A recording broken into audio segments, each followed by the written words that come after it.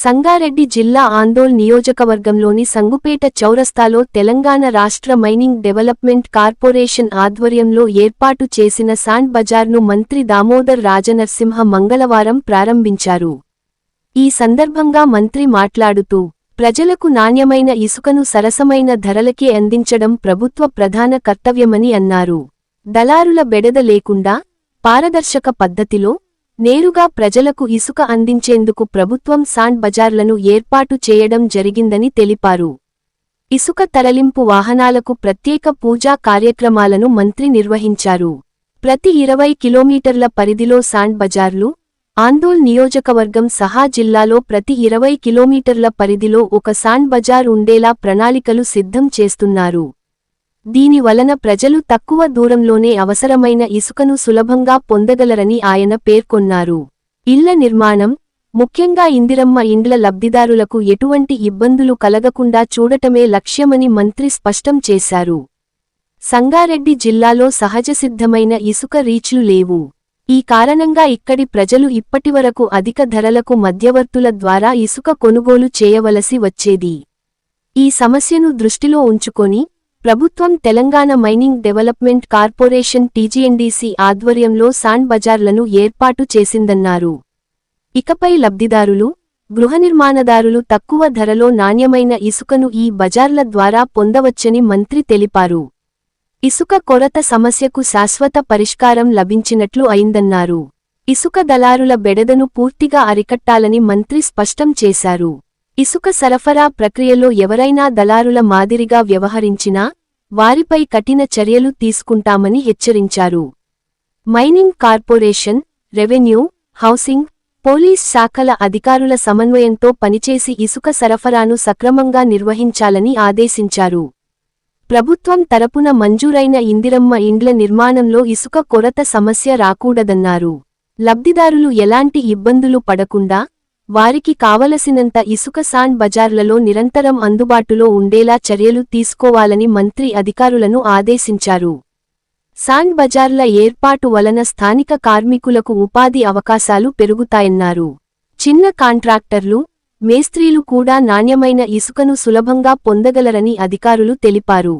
ఇసుక సరఫరా ఆన్లైన్లోనూ పర్యవేక్షణ జరుగుతుందని, ఎవరైనా అక్రమ రవాణా చేస్తే వెంటనే గుర్తించి చర్యలు తీసుకుంటామని అధికారులు హెచ్చరించారు.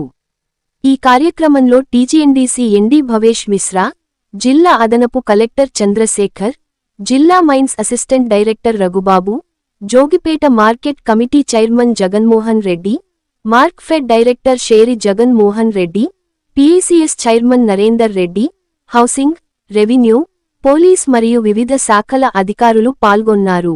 మెట్రిక్ టన్ 1200 రూపాయలకి విక్రయించాలి. ఈరోజు మార్కెట్లో కనీసం 2300 నుంచి 2600 మధ్యలో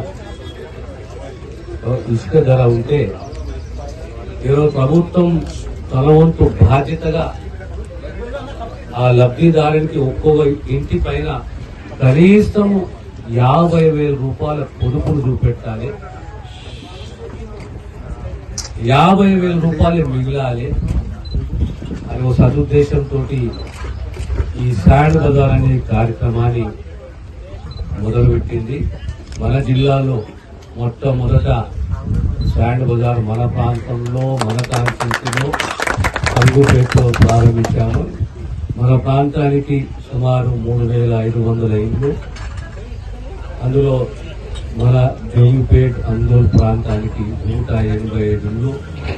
ఆ 185 ఇళ్లలో సుమారు 112 ఇళ్ళు బేస్మెంట్ కంప్లీట్ అయ్యి పేమెంట్ రెగ్యులర్గా జరుగుతున్నాయి. ఏ లబ్ధిదారునికైతే ఇల్లు మంజూరు అయిందో లేకపోతున్నాడు వివిధ కారణాల వల్ల, లేదా ఏ లబ్ధిదారునికి ముందుకు వచ్చి కట్టుకోవాలనే ఒక తపన ఉందో ఖచ్చితంగా, ఎందుకంటే మొట్టమొదట కొత్తగా ఇల్లు ఎట్లుంటుందో ఏమో సందేహాలు ఉండే, నెమ్మదిగా అన్ని సందేహాలు తొలగిపోయి అందరికీ లబ్ధిదారులకు ఇల్లు కట్టుకోవాలనే ఆశ ఉన్నోళ్లకు ఆ ఆశ పెరిగింది. మేము కట్టుకోగలుగుతాము, మాకు సమయానికి పేమెంట్ వస్తుంది, మాకు ఇసుక అనేది తక్కువ ధరకు వస్తున్నది, ప్రభుత్వమే బాధ్యత తీసుకున్నది అనే ఒక పాజిటివ్ సంకేతం లబ్ధిదారుల్లో ఇల్లు కట్టుకోవాలని ఆశ ఉన్న వారికి కలిగింది. ఇంకా ఎవరైతే 10 ఇళ్ళు వచ్చి ఇంకా కట్టుకోవాలంటారో వారికి కూడా ఖచ్చితంగా ఇల్లు మంజూరు చేస్తాము. ఎవరు నిరాశ చెందే అవసరం లేదు. ప్రతి లబ్ధిదారుని కళ ఇల్లు కట్టుకోవాలనేది, ప్రతి కుటుంబ కళ ఇల్లు కట్టుకోవాలనేది, ఆ కళ సహకరించే విధంగా నెరవేర్చే విధంగా ప్రభుత్వం కృషి చేస్తుందనే విషయాన్ని మీకు తెలియజేస్తున్నాను. మరొకసారి త్వరితగతిన ఇల్లు పూర్తి చేసుకోవాలని చెప్పి లబ్ధిదారులకు విజ్ఞప్తి చేస్తూ సెలవు తీసుకుంటాను.